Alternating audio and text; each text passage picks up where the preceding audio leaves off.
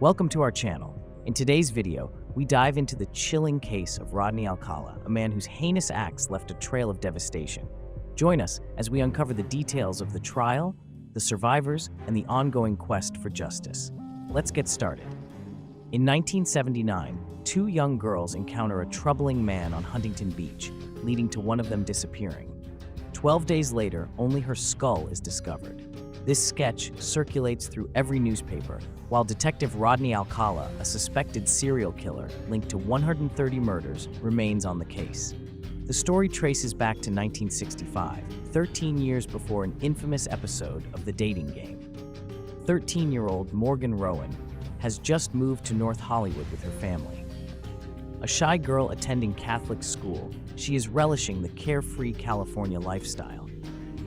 One night, while hanging out with a friend at the Hullabaloo Club, a popular venue for celebrities, they wait in the parking lot to catch glimpses of the bands. Morgan notices two older men watching them with smiles, prompting her friend to comment, "Hey, that's right." He was tall, attractive. He was very charismatic. He really drew people to him. Young girls loved him. They just loved him. He kept looking over at us, smiling, winking, playful, and eventually he kind of waved us over.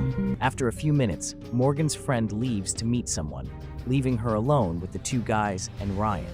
I wanted his attention, and he put his arm around me, hugged me tight, smiled and laughed. While Morgan believes Rod is just flirting with her, she is unaware of his true intentions. He grabbed my arm and dragged me into an alley at the back of the club. I think he slammed my head against the wall because I was unconscious. When I woke up, I had something pressing hard against my chest. As she regains consciousness, Morgan finds herself standing upright, pinned against the wall with a dumpster pushed in front of her. Though she has been badly beaten while unconscious, Ryan is nowhere to be found, allowing her to escape. I ran and pounded on the door, and the owner of the club called his wife. She helped me. After that, I would make sure I stayed away from him. For the next 3 years, Morgan avoids any encounters with Rod. Though her spirit is shaken, she gradually starts going out with her friends again. That is, until late August of 1968. When I'm 16 years old, I found out that we were moving back to New York. I was so upset by it. I didn't want to leave my friends. In the days before her move back to New York, Morgan and her friends decide to celebrate one last time on the Sunset Strip. There were hundreds of people walking around on the street, singing or dancing or whatever. And you would just talk to anybody. Rod just suddenly appeared in the crowd, and I was absolutely creeped out. Morgan tries to brush it off and enjoy her night, not wanting to spoil her final outing with her friends. Maybe an hour or so later, my two friends came up and said, "Come on, we're all going to IHOP. You want to go?" So we got in a car. My friend Mike was on one side, my friend Evie was on the other, and I was in the middle. Then suddenly Rod got into the driver's seat and just took off. Morgan is filled with fear. She hasn't shared the incident with the dumpster with her friends, and as they drive to the restaurant, she debates whether to flee or act as if nothing is wrong. We went to the restaurant, and he pretty much ignored me. I got up, and I went to go to the bathroom, and I passed a payphone, and my dad always taped a dime inside all of my shoes so I'd be able to call for help if I was in trouble. So I took the dime, and I just kind of stood there thinking about it. I have 4 days with my friends, and I wanted to be with my friends, and I didn't call my dad. If I could go back, I would have called my dad. As she returns to the booth, Rod is telling everyone he'll drive them back. Morgan doesn't say a word, hoping this would be the end of it, and she gets in the car once more. But as they're driving back towards the strip, Rod suddenly makes a turn and stops at a house. He tells Morgan and her friends, "Come in, guys, I'm having a party." My friends thought that was great. It was loud music, people talking. I was anxious to leave, and I didn't want to sit down, so I just paced. At one point, I walked away from my friends just for a moment, and he just kind of appeared out of nowhere and grabbed me and threw me into his bedroom. As Morgan stumbles onto the bedroom floor, Ron Grant grabs a metal bar and secures it into brackets on either side of the door, blocking anyone from getting in. I started to know I was in trouble, and I kept backing up until I was against the wall. I tried to be brave, and I said, you can't keep me here. And he just punched me between my eyes as hard as he could. Rod then pulls out a knife and slices the tie from around her neck.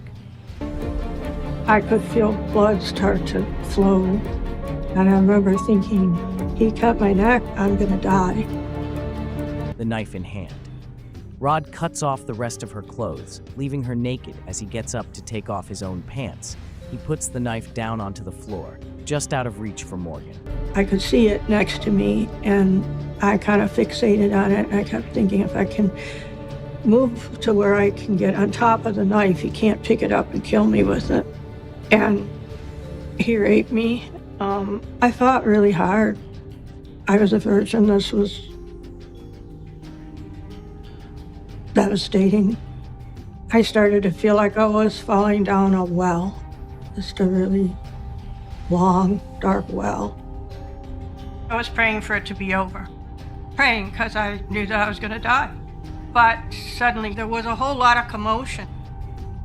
Though the loud music drowns out the commotion in Rod's bedroom, Morgan's friends have realized she's gone and are pounding on the door. Rod, growing more aggressive, turns his rage on Morgan. As she struggles to maintain her grip on reality, barely staying conscious, the window beside her suddenly shatters. My friend Mike had broken through the window. I could feel air, cool air.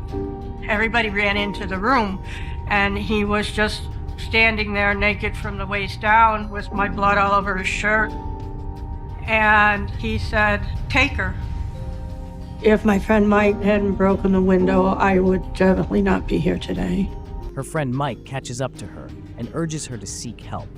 However, Morgan insists that she doesn't want her parents to find out what happened. I just knew I could never, ever tell my mother or my father. I could never do this to my mother, ever. My mother was fragile. My mother would not have been able to handle it. She agrees to go to Mike's house so she can be taken care of. A police officer appeared. I'm not sure who called. I really didn't want to talk to him because I didn't want my parents to know. I wasn't cooperative at all, and he left. Regardless of whether she wanted to pursue it or not, the officer had plenty of information, and it should have been reported, and it wasn't. When I got to New York, the person I had been was gone. I was morose and quiet and troubled. My parents just thought, that I was sad from leaving California, and I was upset. It's October 1968. Morgan has spent the last few weeks in New York trying to move on from the traumatic attack on her life. One day, she receives a letter from one of the girls who was there that night. When I opened the letter, a newspaper clipping fell out on the floor.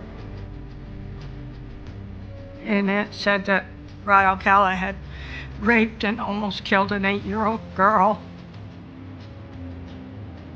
I was overwhelmed. It was my fault. I hadn't done anything. I could have stopped it. I should have told my parents. I should have done something. I should have gone back to that house and killed him myself. So I tried to call back to LA, tried to get a hold of somebody. But I had no name to track. I didn't even know if she lived. It broke me.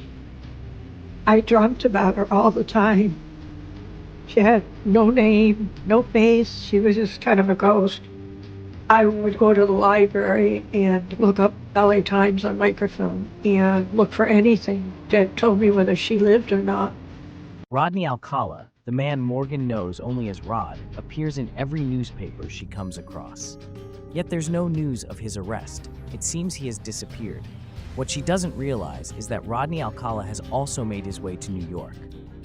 Senator Kennedy has been shot. Shot apparently came from an apartment building. This is Bill McCreary in North Tarrytown with a story about the discovery of the body of a millionaire's daughter missing for the past 11 months. Right now, the body of Miss Hover is in the medical examiner's office up here, where they're trying to determine if foul play was involved in her death. Two young girls enter the post office in New Hampshire, just under 300 miles from where Morgan lives. They spot a photo on the wall behind the counter labeled FBI's Most Wanted. To their shock, the picture is of their summer camp counselor, a man they know as John Berger, but the name on the paper reads Rodney Alcala. I get a phone call and it's the FBI in New Hampshire. Say, hey, we've got your guy in custody, Rodney James Alcala. I said, you've got him in custody. Fantastic. It feels almost too good to be true. However, Alcala has indeed been arrested after relocating to the other side of the country and assuming the name John Berger. He was actually working at a teenage girls' camp, and I had some information about he was dating the owner of the camp's teenage daughter. It turns out Alcala deliberately secured a job as a photography teacher at a girls' summer camp. Police can only speculate that he was preparing for his next victim. On the 12th of August, 1971, I picked him up, took him to the airport, flew him back. We got our guy. He's going to prison for at least 20, 30 years. Detective Steve Hoddle believes this is an open and shut case, confident that Rodney Alcala has been taken off the streets for good. However, this couldn't be further from the truth. Alcala faces charges of kidnapping, rape, and attempted murder, supported by physical evidence from his home, multiple eyewitness accounts, and the victim's identification. Yet the case begins to unravel when one crucial witness goes missing. Around that time, I went down to the library and looked it up, and it said that the 8-year-old girl had been unable to testify.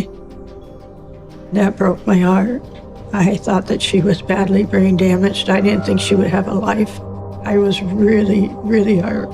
When the prosecution learned that this 8-year-old girl would not be availed to testify, they decided to give him what is known as a plea deal. Alcala accepts the charge of child molestation in exchange for a reduced sentence. But the sentence the judge decides to give him shocks everyone 1 year to life, which means Rodney Alcala could be released anytime after 12 months if he can convince the parole board that he's rehabilitated. I think that because he was as smooth and slick as he was, I think he worked his mental magic on the psychologist, and that recommendation came out. He's all well now. He's cured. He can go back into society. But Rodney James Alcala has a yet to show the world what kind of monster he really is. On June 20th, 1979, 5 years after Alcala's release from prison, 12-year-old Robin Samsa and her friend Brigitte are enjoying cartwheels at Huntington Beach when a man approaches them. He claims to be a professional photographer and asks if he can take their picture. This is the type of thing that Rodney Alcala would do. He would seek out girls and convince them that he was a legitimate photographer and he was going to do a magazine layout. While the man is photographing the girls, a neighbor approaches, concerned for their safety. Just as she arrives, the photographer abruptly turns away from her and runs off. He approached two 12-year-old girls. Who does that? It's just as creepy in 1979 as it would be today. Soon after, Robin leaves her friend Brigitte to make it to her ballet class at 4. Brigitte lends her bike to Robin so she won't be late. An hour later, Robin's mother, Marianne, receives a phone call from the ballet studio. Robin never arrived. Concerned, Marianne calls Brigitte's house, the last place Robin was seen. That's when she hears about the strange man who approached them. Police are notified, and Brigitte meets with a sketch artist to provide a description. The sketch is distributed to every media outlet, and soon everyone is on the lookout for both the man and 12-year-old Robin, but there are no leads. It was probably the most horrifying time of all, not knowing. Robin Samso was a 12-year-old, blonde, blue-eyed poster child for healthy lifestyle. She always had a spirit about her. I mean, everybody that met her fell in love with her. She was probably the most loving child a mother could have. Everything she did to please me. On July 2nd, 12 days after her disappearance, Robin's body is discovered in the foothills of Sierra Madre, over 40 miles from where she was last seen. I said, let's go see her. He said, we can't do that. I said, that's my baby. Of course I can see her. Why not? He said, because it took us 3 days to identify her. I said, what's wrong with you people? How many little girls with long blonde hair disappeared that it took you 3 days? He shook my shoulders, and the tears were coming down his face too. He says, there was no hair. Marianne, Robin's mother, is devastated. The loss of her daughter has profoundly affected her. The murder of Robin sends shockwaves through Los Angeles, leaving the community unsettled as police grapple with the challenge of identifying a suspect. Detective Jenkins with the Huntington Beach Police Department gets a phone call in the late afternoon from a parole officer who says, hey, I've got a parolee who looks awfully similar to that composite sketch. You need to look at him. His name is Rodney Alcala. So this is towards the end of the day. These police are working 18-hour days, if not longer, and Jenkins needs a break. Detective Jenkins intends to look into a man named Rodney Alcala first thing in the morning. For now, he heads home for the night, but he can't shake the thought that he may have found his suspect. The name Rodney Alcala lingers in his mind as he sits down in front of the television and unexpectedly comes across a rerun of The Dating Game.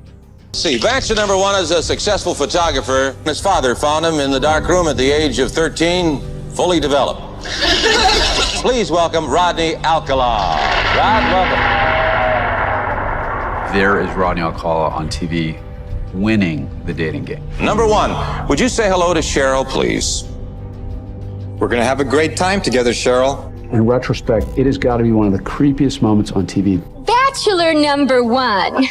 Yes. What's your best time? The best time is at night. Nighttime. Nighttime is when it really gets good.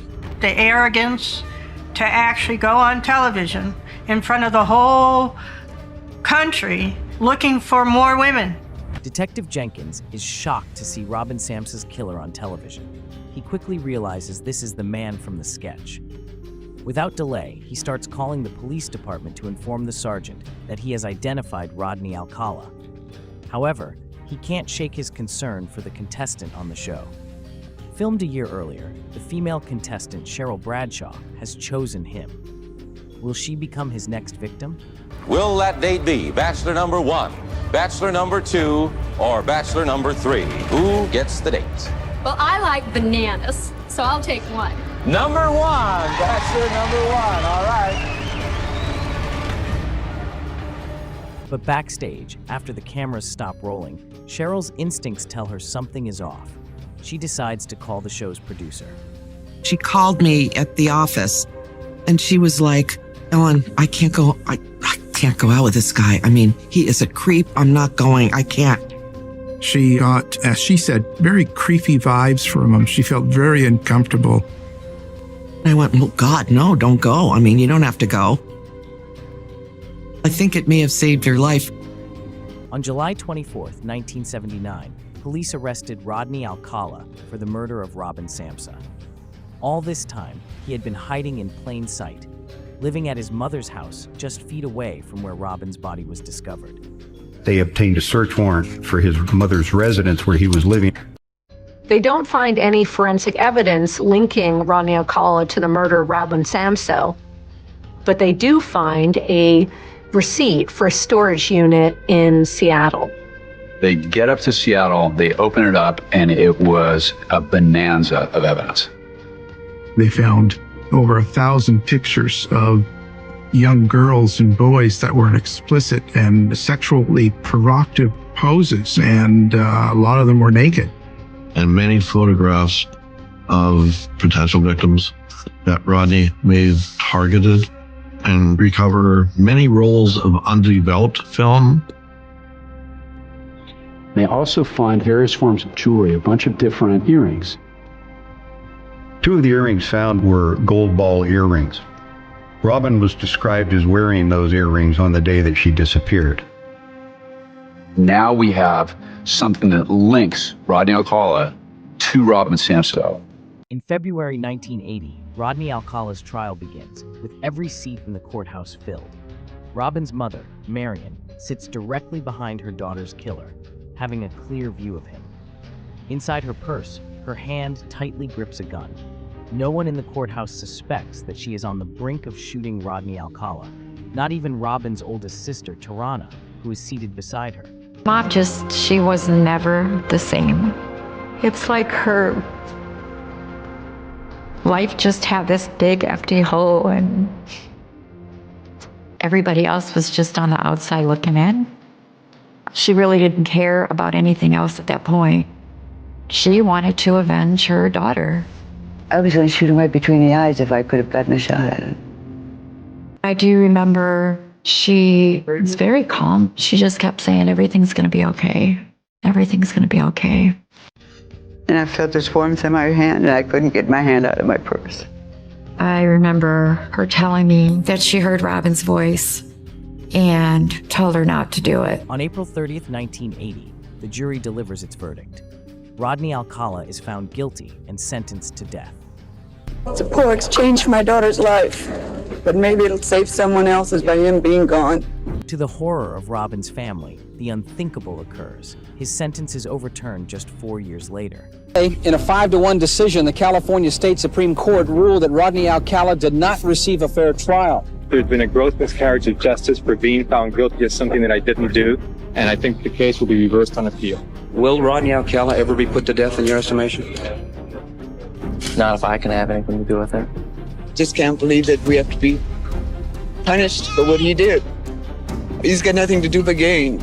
And all we have to do is be destroyed and go down a little bit further. I don't know if we can, really. We, the jury, find the defendant, Rodney James Alcala, guilty of the crime of felony. Death. That's the only penalty that could ever be rendered in a case such as this. The second time he was found guilty, and he got the death penalty again, and we were extremely happy. In 2001, in an unexpected twist, Rodney's death penalty is overturned once more, forcing the family to confront the trauma of another trial and putting his potential release at risk. My mom really kind of lost it then. We've gone through a lot of hell because of that animal. A lot of hell. A lot of hell. Every time this happens, it's like losing Robin all over again. You know? I don't know if you've ever lost a child, but there's nothing that hurts like that. Nothing. This case was assigned to me back in 2003 when my boss came in and essentially gave me the rundown on it, said that it was going to be a tough one. That's when Matt Murphy decided to go back to the evidence. And he had that pouch of jewelry that was recovered in the Seattle storage locker reanalyzed for DNA. After successfully petitioning to have his conviction overturned, Rodney Alcala awaits his third trial. Unbeknownst to him, advancements in forensic science are making significant strides. After entering Alcala's DNA into the database, District Attorney Matt Murphy, along with police in California and New York, begins searching for matches in cold cases. What they uncover is far more shocking than anticipated. DNA links Alcala to 4 murders in Los Angeles: Jill Barco and Georgia Wickstead in 1977, Charlotte Lamb in 1978, and Jill Toronto in 1979. Investigators in New York later connect him to the murders of Cornelia Crilly in 1971 and Ellen Hover in 1977. In total, 6 women are linked to him, 4 of whom were murdered before his appearance on The Dating Game. Right at that moment, we realized that not only is Rodney Alcala a vicious murderer, but in fact, he is the serial killer that we always suspected him to be. In 2010, 9 years after Rodney Alcala's conviction was overturned, his third trial comes to a close. This time, he faces not only charges for the murder of Robin Samsoe, but also 5 additional murder charges in California State Court. However, one witness is poised to shock the courtroom, the 8-year-old girl who survived the serial killer in 1968. It was the first time I ever had a name for her, first time I'd ever seen her face, and it was pretty overwhelming. I was just so happy to see her alive. My name is Tali Shapiro. I'm one of Rodney Alcala's first victims and one of the only living victims. I remember the morning was nice and warm because I wore the dress that my nanny had crocheted for me. And I was supposed to take the public bus to school because it was only blocks away. But I didn't like taking the public bus by myself. Car approaches me and I guess asked if I needed a ride to school. So he had his window down, I'm on the sidewalk, and I'm talking him through the passenger window. And she says, my parents told me never to accept rides from strangers. And he says, I'm not a stranger, I know your parents. Which is totally possible. There were so many people in and out of my house. My father was in the music business, so we had a lot of colorful characters in and out of our house. I just took it like, well, it could be, you know, I mean, I wasn't gonna be rude to the guy. I didn't know to fear people. I got in the car, that's when he asked what time my school started, and then that's when he realized we had plenty of time and he was gonna swing by and show me a poster. I really didn't feel comfortable at that point. And we headed off to his house. I followed him in, and that's all I remember. He obviously hit me over the head right after that, so that was it.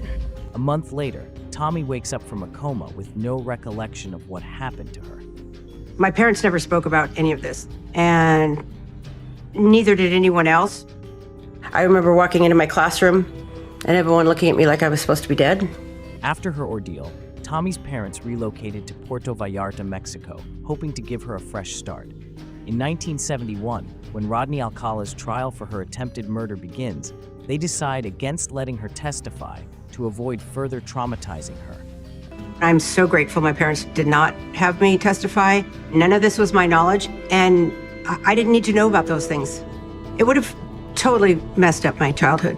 But she has no memory of how she survived the attack, only that 2 guardian angels were watching over her, a police officer and an ordinary Good Samaritan. In 1968, I was a sales representative and I drove a lot. That day, I drove up to Hollywood and I was going along Wilshire Boulevard. And I wanted to turn around, but there was a car in the crosswalk. Inside was a man and he was talking to a young girl, evidently on her way to school. And he was smiling and talking to her, just fixated on this little girl. That disturbed me. All the warning signs were there. Donald Haynes is in the right place at the right time when he sees Tali getting into the man's back seat. Sensing that something is off, he decides to follow the car immediately. He quickly notices that the vehicle has no license plate. As his mind races with concern for the little girl and uncertainty about what to do next, the car finally comes to a stop in front of a house. I thought, what the hell do I do now? He may have a gun, who knows? And so I thought, well, I'll go find the payphone and I'll phone the police. And I received a call to see the man about a possible kidnapping at Las Palmas and Sunset. There's a gentleman right on this corner waving me down. Donald Haynes informs Officer Chris Camacho about everything he witnessed, pointing out the house where they went in. Camacho promptly calls for backup. I went to the front door and started knocking. I could hear someone running around. The suspect appeared, moved the curtain back. I looked him in the face. I said, I need to talk to you. Please open the door. He relayed to me, I just got out of the shower. Give me a moment. And I am looking at him. He's not wet, doesn't have a towel, and he's nude. There was a rage about him. He wasn't calm. His eyes were asphyxiated and angry. So that's what I told him. I said, you need to open the door. I need to come in and talk to you. I put my ear to the door and I'm hearing moaning. Within seconds, I kicked in the door. To the right was a dining room, to the left was a living room, and straight ahead was a kitchen. And here was this little girl,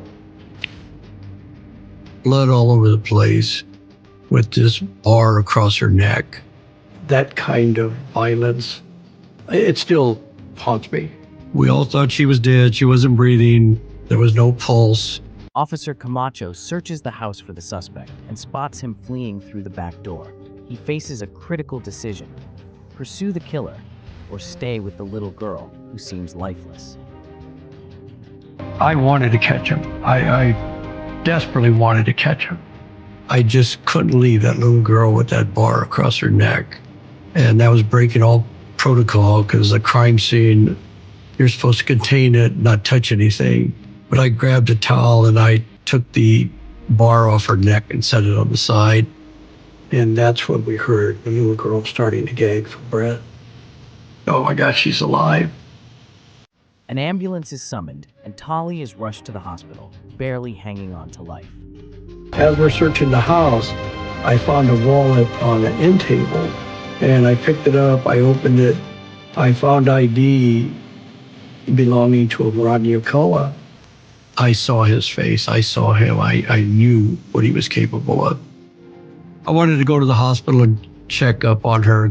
The doctor said to me, had you not taken that bar off her neck, she probably wouldn't be alive, because you opened up her airway. And it struck me profoundly. Back in the courtroom, everyone is stunned. Tali Shapiro's testimony leaves everyone in stunned silence as she rises from her seat. She spots someone she has longed to meet her entire life.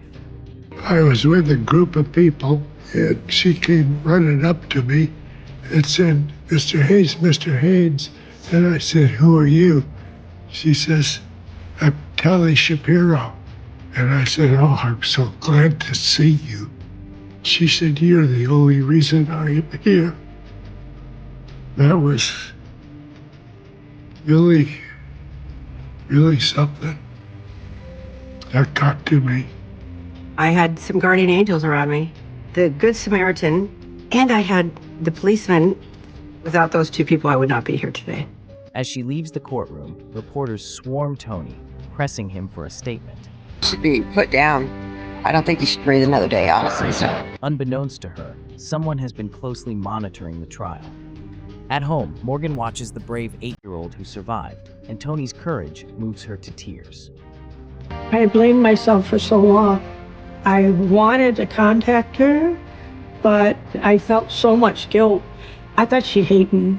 I spent a couple days trying to write the perfect thing to just apologize to her, you know. And I sent her the letter. I said there was nothing to forgive. I don't hold you responsible for anything that happened to me. Tali saying she forgave me changed everything. It was definitely a huge step to my recovery. When I went to see her, I told her, you know, I said, for years I've wanted to hold you. Are you okay with that? And she said yes.